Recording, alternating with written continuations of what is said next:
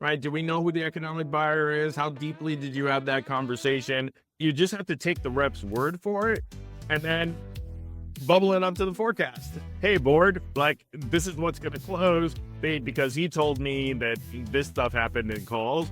With AI, with call recording, etc., you can inspect those deals with a lot more detail. You can fast forward past the what did he say, what did I say, GTMAI podcast with Jonathan Moss and Coach K, where you get the latest with AI and GTM today. All right. What's going on, everyone? Welcome to another episode of the GTMAI podcast. I'm here with Victor Adefuye, the co-founder and CEO of Dana Consulting, and super excited to dig in with him around how AI is reshaping sales, everything from coaching, forecasting, decision-making, and more. It's going to be a jam-packed episode. Let's get started. Victor, thanks so much for coming, man. Thanks so much for your time. Excited to really dive into this topic with you today. Yes, same. It's my favorite topic, and very much looking forward to this discussion. Say, my friend. Before we get started, tell us a little bit about you, who you are, your background, what got you started doing what you do today. Yeah, I've been in sales for about 15 years. Started as quota-carrying salesperson, been a sales manager. And then about a decade ago, a little bit over a decade ago, started entering into the entrepreneurial world, where I was a founder of a startup. First time in 2009 when we started it. And that was my first experience of building a sales team from the ground up and really thinking about go-to-market, and really enjoyed that. And so since that time, I've been an advisor to startups, Fortune 50 companies, anyone looking to bring to market a product or service and trying to figure out that go-to-market strategy, sales process optimization, messaging. I just love all of that stuff. And yeah, I've been doing that for about 10 years. Most recently wrapped up a stint as an MD at Winning by Design, and left there a little over a year ago to focus on solving what I think are some of the biggest challenges in B2B sales that can help solve. So I know we'll get into that, but yeah, that's a little bit about my background. Awesome, man. Yeah, and we're going to unpack a lot of that. It's super exciting because your background, right? You've seen a ton of different lenses, and that's why I think it puts you in a unique position as well. So startup founder, building sales teams from the ground up, Fortune 500 big companies, and then also from more of the services and consulting angle of the go-to-market process and sales. And so that's why you are one of the domain experts. So super excited to dive in. So let's kick off, because there's so many inefficiencies. And even for a guy who started in sales, my first 10 years of my career was in sales, there so many inefficiencies just in sales across go-to-market, but sales specifically. And you mentioned those a little bit, but what do you think are some of those biggest efficiencies pre-AI? So can't use AI yet, my friend. Can't use AI. So what are the struggles? The inefficiency that was driven me the most is the disconnect between training and skill development and actual results.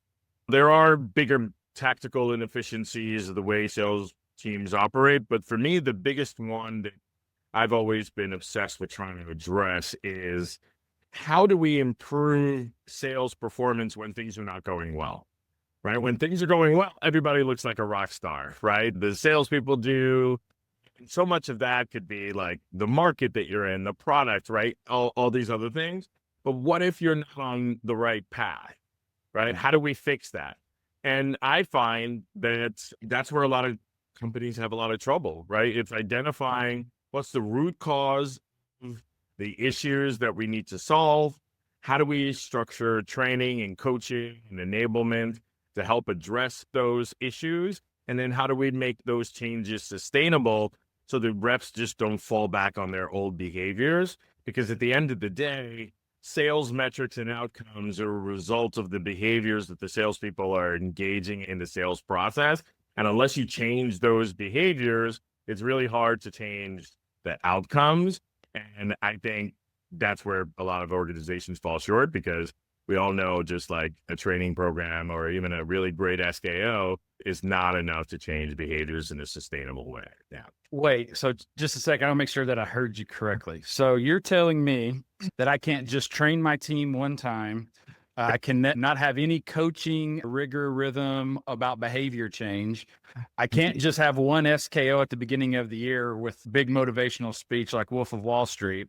And I can't then just go get this AI thing to just do all my outreach for me or sales engagement. So you're telling me that that's not the secret sauce? It's actually something else? Man, everyone, you heard it here first, because I think that's one of the largest problems, right? Is everyone thinks that coaches and managers don't spend enough time coaching and skill developing, even as an AE, or if you're an individual contributor out there listening to your sales, practicing, building your craft, honing in your skills. And I love to actually just use this the other day with our sales team.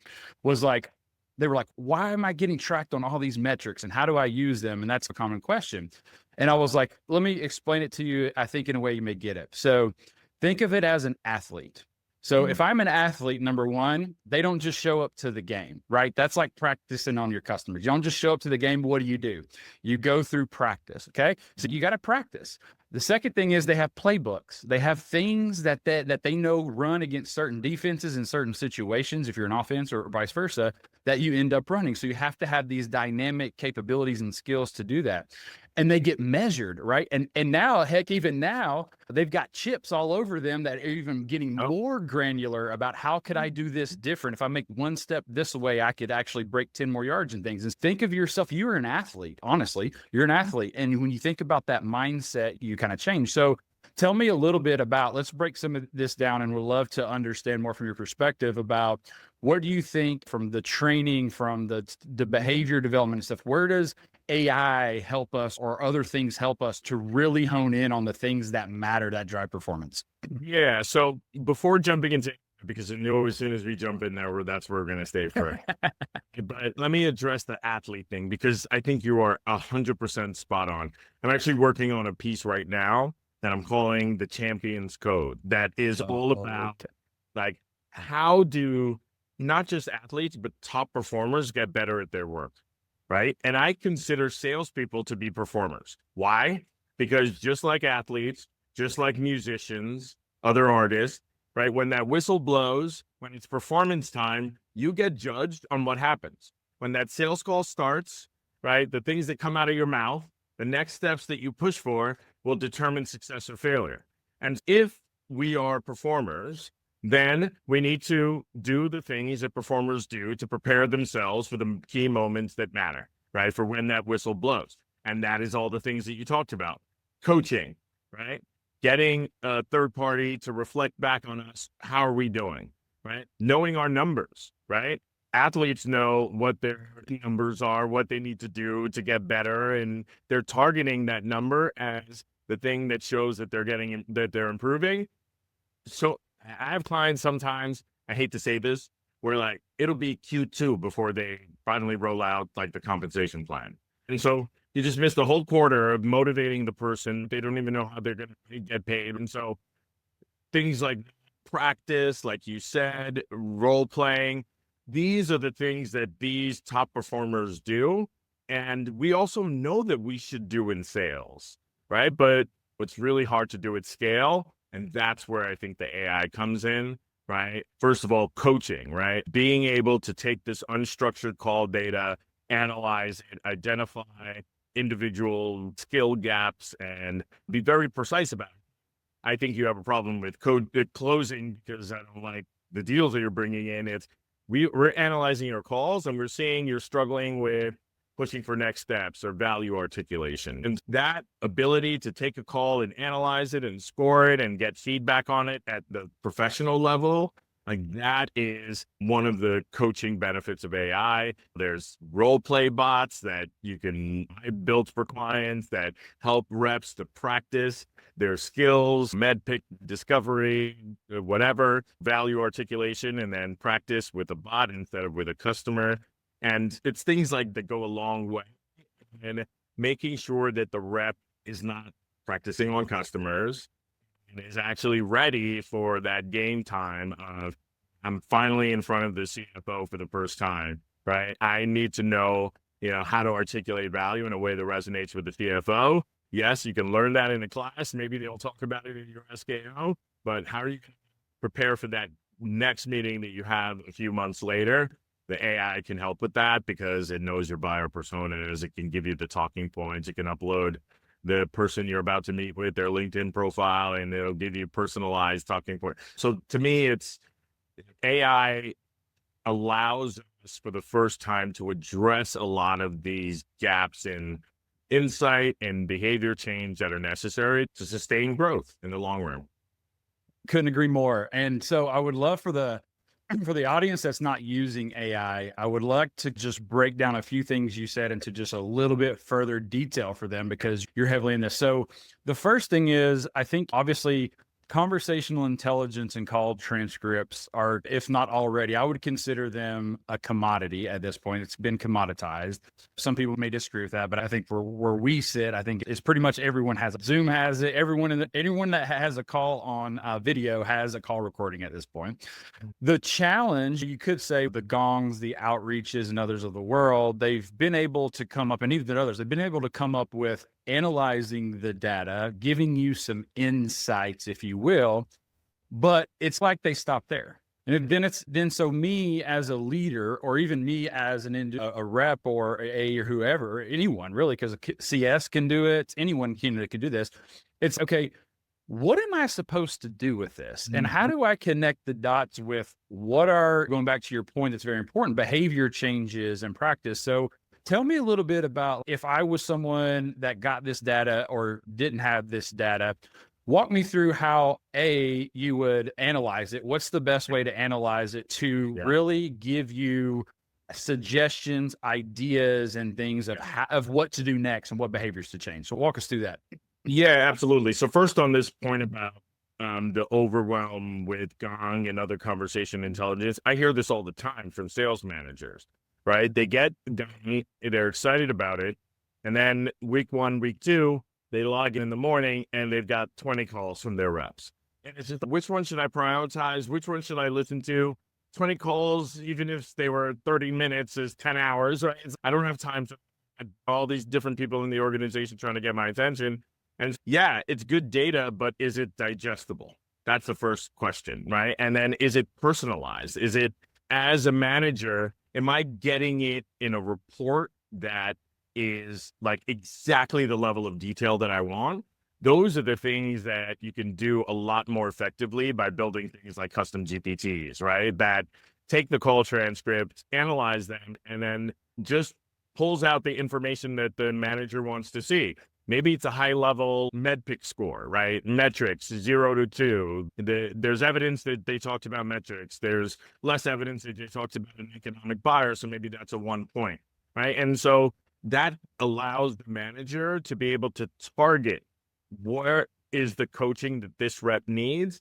And then on top of that, think about what coaching was like before AI, right? It's, you get a one-on-one with your manager, and you walk into the one-on-one, and it's okay, tell me what's going on with ABC Corp deal. And it's just like the game of telephone. I have a champion. He always responds to my emails. Okay, cool. Is that true? Is that right? Do we know who the economic buyer is? How deeply did you have that conversation? You just have to take the rep's word for it and then bubble it up to the forecast. Hey, board, like, this is what's going to close, because he told me that this stuff happened in calls. With AI, with call recording, etc., you can inspect those deals with a lot more detail. You can fast forward past the what did he say, what did I say, what did you say next part of the coaching, and go right into the coaching. I see from this, we haven't met the economic buyer. Let's talk about that. Now let's talk about strategies to meet the economic buyer. It really creates a lot more insight and then actionable, digestible information, which I think is really key. Yeah, so key, right? Because you're exactly right. It's funny because one-on-ones, back when I was selling, I'm sure the same thing for you, we went through so much training. When I became a sales leader in general, I went through so much training. So I was ingrained with what are the skills and things of that nature. And then when I was a leader, I was ingrained with how to coach effectively, how to have effective one-on-ones, how to do role plays and skill drills and all those things. And I just don't see that really happen anymore. Right. And so you're talking about a one-on-one. So all these one-on-ones are really ineffective because it's almost like you're just in a discovery, fact-finding, interrogation mission, and you're not really getting much either one's really not getting, the leader's not getting much benefit, nor is the referee, because you're not focusing on tangible outcomes, behaviors, things like that. You should walk in fully armed and understand exactly what you're going to coach on, how you're going to coach, and have all the information. And that's really, I think, going to your point, what AI can help you with is it can provide all of that for you pre-meeting. You go into it. And even I'll take a step further, and I would love your thoughts on this if you've done it too, how you're doing it. But even as a leader, I can then take that information and say, hey, build me a effective one-on-one coaching plan. What behaviors do you see from AI, from the AI chat GPT or custom GPT if you want to build one, et cetera. And so it can even help you structure, even if you don't know where to start. And I think these are some of the biggest value. So would love to hear your thoughts on that approach. So absolutely. So a couple of things. So one is the coaching that the AI itself can get. At minimum, you can ask the AI, give me coaching on how to strengthen this opportunity.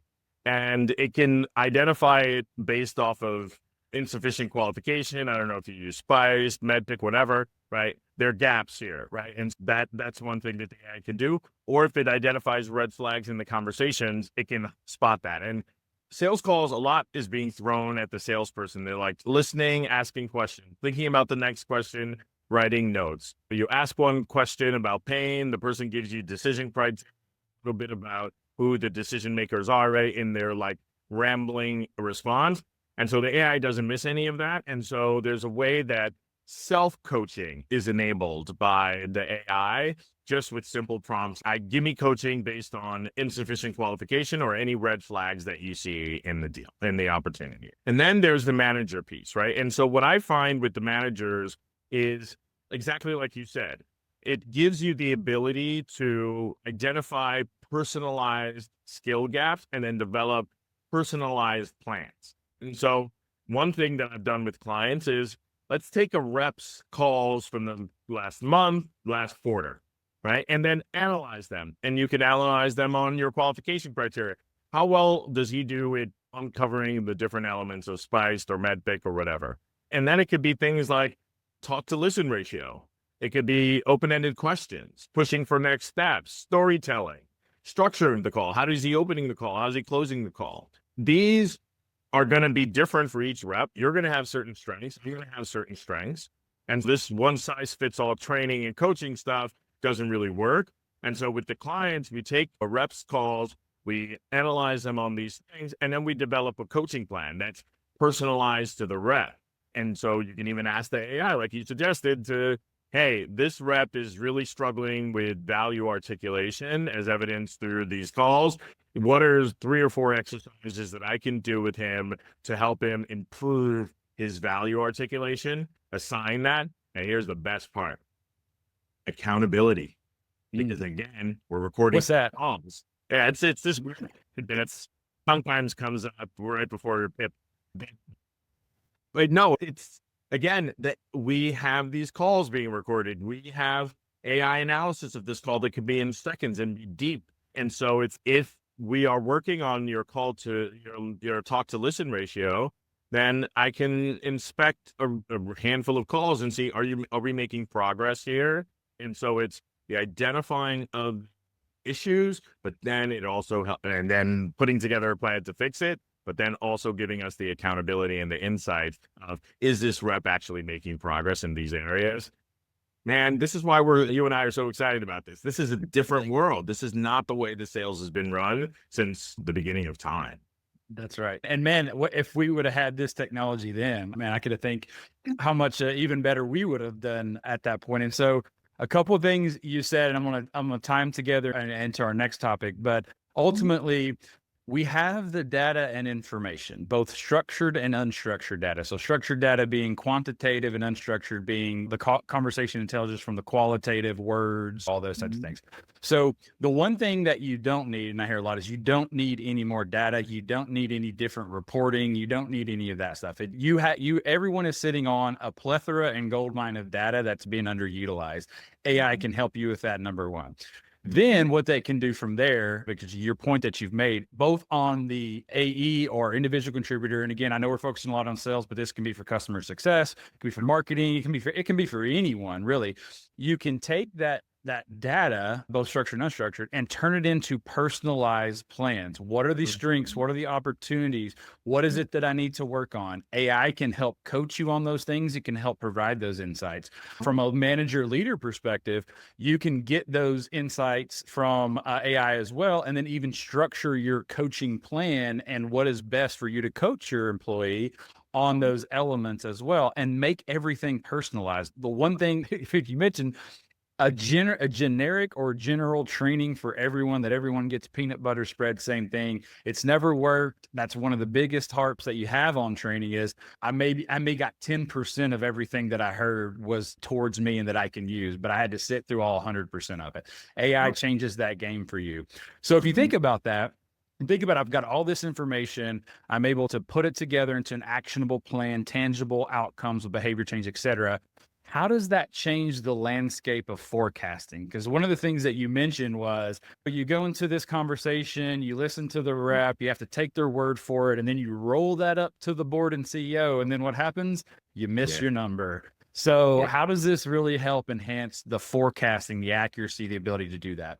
Yeah, this is one of my favorite topics. And I'm going to take you back a little bit. A few years ago, the first time I really engaged with this topic seriously, I listened to a podcast with a woman. I think she was the head of sales at Zendesk.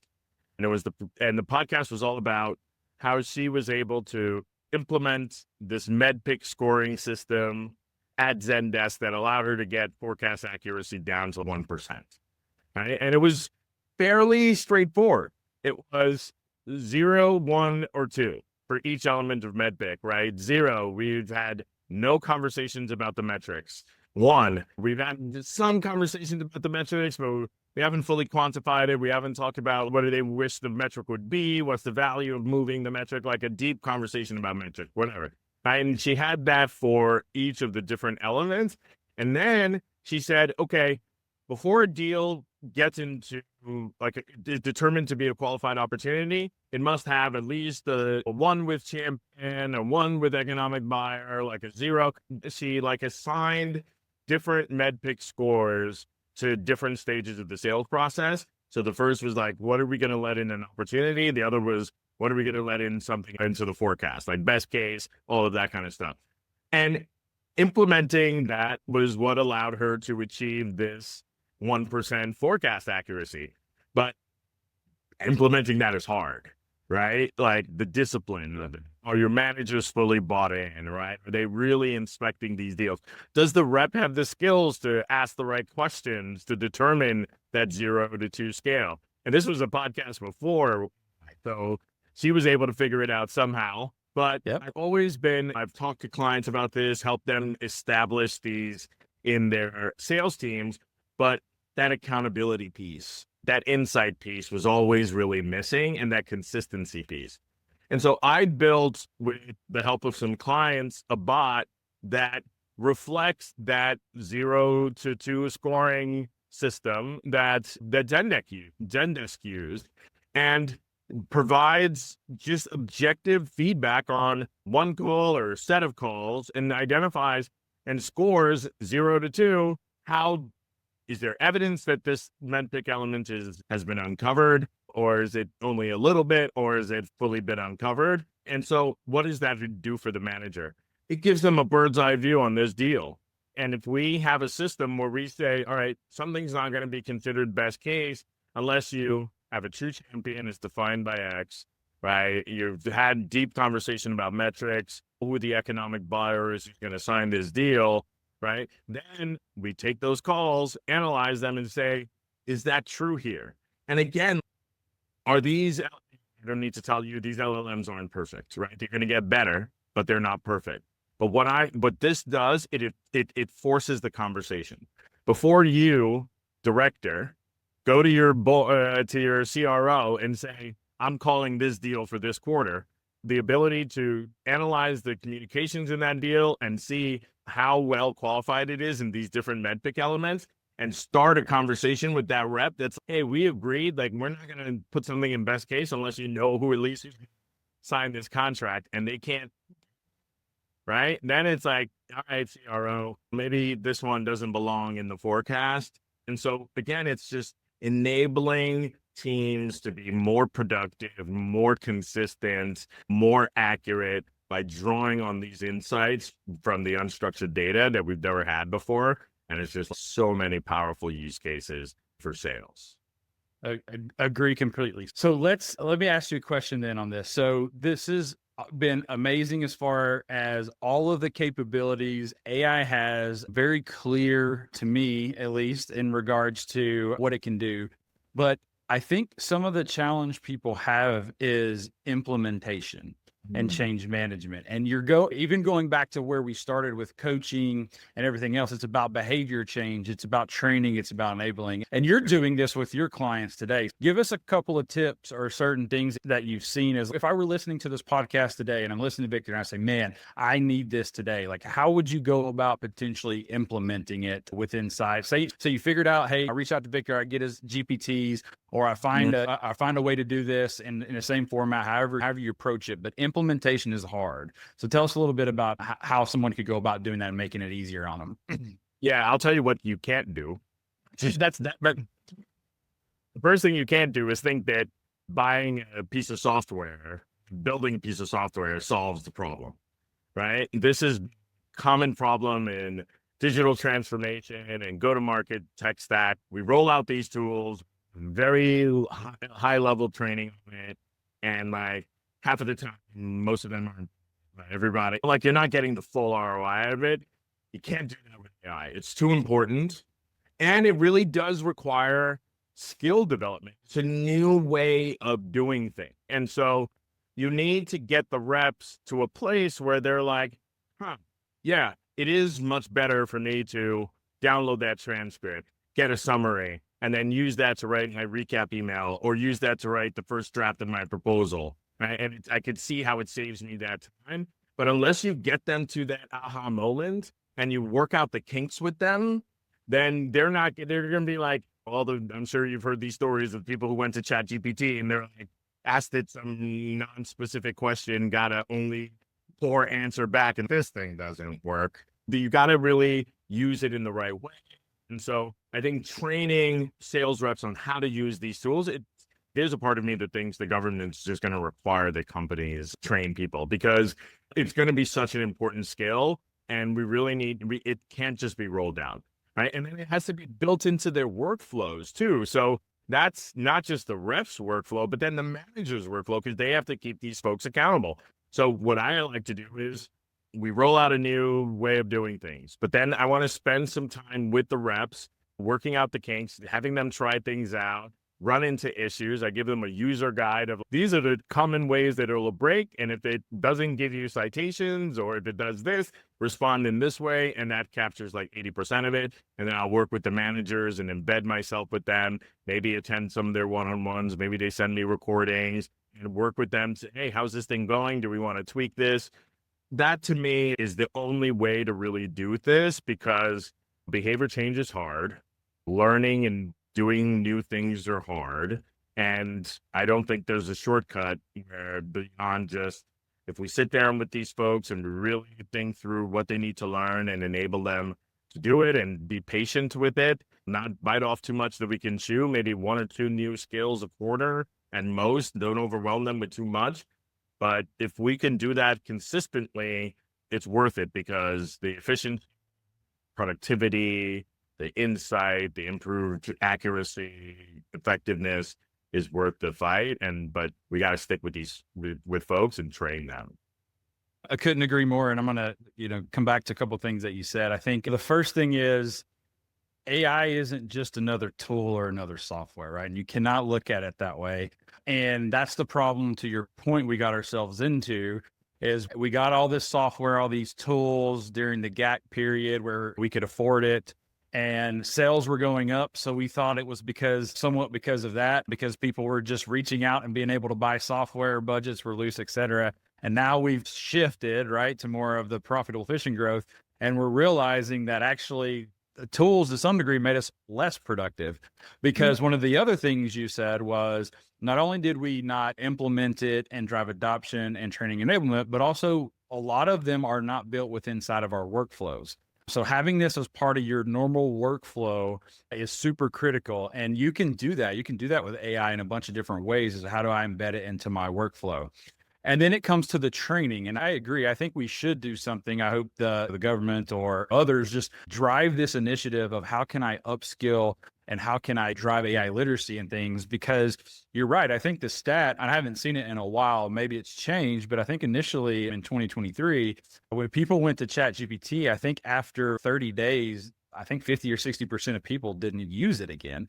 And one of the reasons, to your point, is we've been trained by Google to just do like search queries and really with AI, you have to almost talk to it like it's a person. And I know that's weird, but that's not how we've trained ourselves over many years. We've trained ourselves just to shorthand things and not be complete. And so the way you think about it is, I use this kind of terminology. I say, if you want mediocre results, you give mediocre directions. And if there's a problem with the output of AI, the problem is typically you. And now, granted, yes, it does have hallucinations and things, but I can guarantee you 95+% of the bad outputs are from people not prompting and doing it correctly.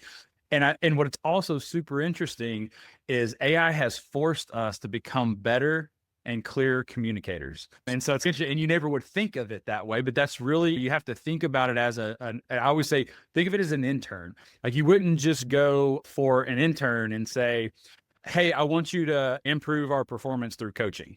An intern will look like and be like, okay, let me go do that. And then and the intern comes back and is like, okay, here's what I came up with. And you're like, that's not what I asked for. But yeah, think about what instructions you gave them to do. You didn't sit down and say, okay, here's what we're doing today. Here's where our gaps are, I believe. Here are the things that we should be doing differently. Here's the data that I have that's informing that. Now, can you go talk to people, put together this robust plan for me in order to give me ideas and things that I can do to improve performance through coaching? Way clearer, and it gives context and it gives information. That's how you have to use AI and think about AI. So I agree with you. So now you said, hey, one of the things you mentioned that I want to come back to is you said, you've seen results, you've seen improvements. I know I would love to hear, just share a little bit of those ones that you can share. I know you've got clients and things, but just in general, like what types of ROI and improvements you have, because you see this out there around, people have a hard time quantifying the ROI of AI. I don't really understand that, but so I think the more education and awareness we can give out would be great. So I'd love to hear from you. What are you seeing? What is the ROI you're seeing? So let's talk a little bit about the ROI. This is another one of my issues that I don't understand why people struggle so hard. So first, we're in go-to-market, we're in sales and marketing, we're in revenue, right? And so if you spend $1 in this arena and you don't get more than $1 back in return, you're doing something wrong, right? It's like spending a bunch of marketing dollars going after the wrong ICP. You're not going to get a return on that because you're going after the wrong ICP, right? Do you know that you're doing something right when $1 spent produces more than $1 in return? And then of all the areas of business, ours is the easiest to measure. Is it leading to more revenue? That's all that matters, right? But then again, revenue is a lagging indicator. And so how do we know that we're making progress? How do we produce and measure ROI that is not just the end revenue that we know will come, but may take a sales cycle or two or whatever? I like to think about it this way. First, every organization needs to map their entire sales process end to end. Start from the beginning where the leads come from and walk through all the key meetings, all the key customer interaction points. And maybe some of them are going to be associated with sales stages. Some of them may be individual key meetings. But at those meetings, you should be able to measure a baseline. And it's, what's our conversion rate from discovery to close today? What's our conversion rate from discovery to demo today, right? That's your baseline. Then we intervene. Okay, I'm going to build an AI tool that's going to help my reps prepare for calls so they use spin selling or whatever methodology you adopt more effectively. I'm going to inspect it. I'm going to keep them accountable to doing that. And then we're going to measure. How did that impact the baseline? And our belief is that if you have higher opportunity to win rate, opportunity to the next stage rate, it will eventually show up in the metrics, right? But like, that's how you measure success. That's how you measure ROI. So you want to go invest in a AI to write proposals tool. Okay. What's your baseline today? What's your win rate from proposals today? All right. Let's introduce these tools. Let's train the reps on how to use them. Are we seeing an increase in the conversion rate from those proposals? Right. And so I think sometimes we get too lost in go to market with all these different metrics and things like that. But really, like, it starts with understanding your process, measuring a baseline, and then being very distinct in what is the intervention that I'm using to try to improve this conversion rate, and have I improved it? That's how I think about ROI, and I think it's actually a lot easier for us to figure it out than figuring out the impact of ROI on like operations or finance, which is just, okay, like, what does good look like? For us, it's revenue, win rates, conversion rates, sales cycles. How has your AI helped any of those?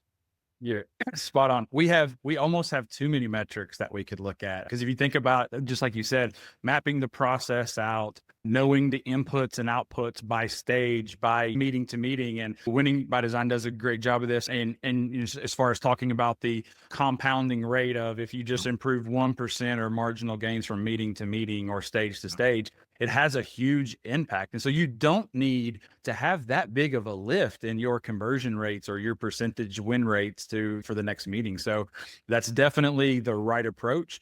Victor, man, this has been phenomenal, packed with so much knowledge and information. Tell the audience a little bit about where they can find you. They want to learn more about what you're doing and all the great things that you're sharing.